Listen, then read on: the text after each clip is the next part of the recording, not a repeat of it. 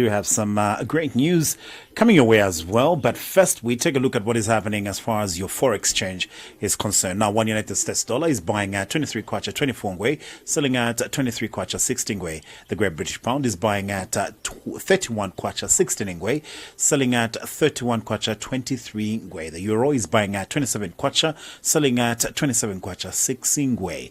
One South African rand is buying at 1 kwacha 31 ngwe, selling at 1 kwacha 32 ngwe.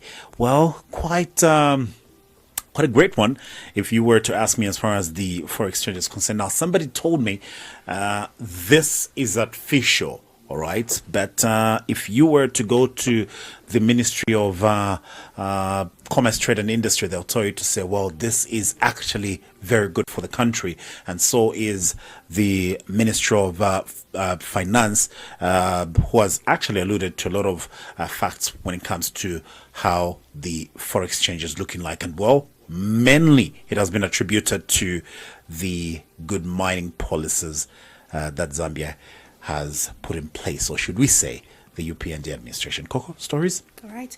Let's start it off. As we see, the Zambia Revenue Authority, ZRA, has impounded a truck that was carrying 300 cases of cognac beer concealed under sacks of, papanta, potatoes and clothes. In a statement on Wednesday, the authority stated that the government would have lost 418,135 kwacha and 43 ngwe in tax revenue from the uncleared consignment.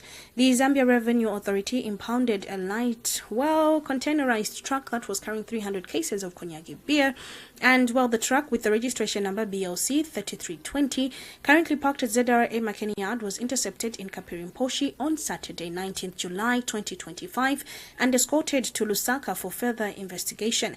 The investigation has since revealed that this was a pure case of concealment and a form of smuggling. Well, if you were to speak of Konyagi, I know somebody who would go like, but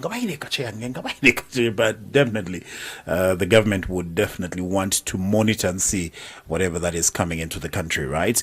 Now, speaking of what's coming into the country, the mining industry is yet to experience a game changer as far as the trucks that have been sent to Zambia by metrological consultation group company. This is a Chinese firm. Now, China has dispatched a fleet of 31 pure electrical mining trucks to Zambia, marking a significant milestone in the use of green technology in Africa's extensive industry. Now, the trucks provided by the Chinese high-tech firm Briton Technology, set sail on Sunday, and they are en route to support the major copper mining project in Zambia. Now, the deployment of the collaboration with the African branch of Chinese state-owned 15th Meteorological Consultation Group,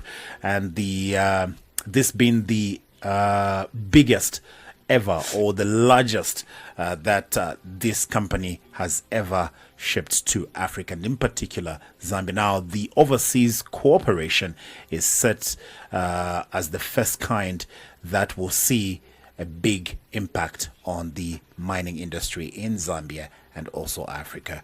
This is a good one, Coco, if you were to ask me. Obviously, we've been looking at big trucks being procured or bought by mining companies in Zambia, and a total electrical truck that is going to operate at a mine.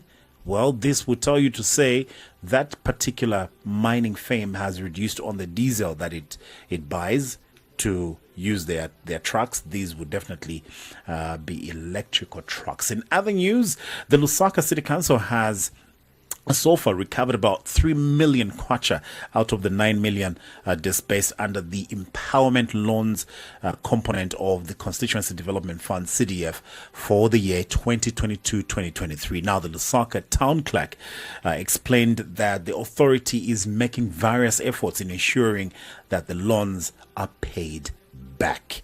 So if you have a loan that you got under CDF and you're in Lusaka, please make sure that you pay back that money, because other people are looking forward to using that money. Any other stories? All right, we take a look at some international stories that are making headlines for today.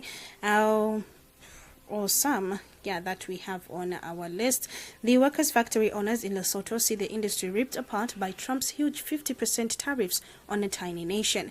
The factory workers and business owners in Maseru said they were already feeling the impact of Donald Trump's planned 50% tariffs on the country's textile industry, the highest tariffs imposed on the world. We've been badly affected and we had to shut down because there were no customers anymore. It's painful, a local business owner said. I've been sitting at home for 2 months and honestly, it's been really hard. Many of us are at home jobless because of these closures. We really need our jobs, the workers added. Restrictions have been posed by the US ahead of the trade talks along and around the globe, but many others are also reporting that customers had started looking elsewhere with a devastating effect on the economy. We see how on Friday and Saturday it showed that the industries in the area of Maseru, with locals on the factory workers walking along the streets demanding for their jobs. We remember that one of the Lesotho's main economic drivers is clothing production and through their factories. So when factories suffer, the economy suffered too, said another worker. When factories are closing, people can't pay rent. Landlords like me will be left without income, he continued. Lesotho's Minister of Foreign Affairs, Lajone Mpotanje, said the government will engage in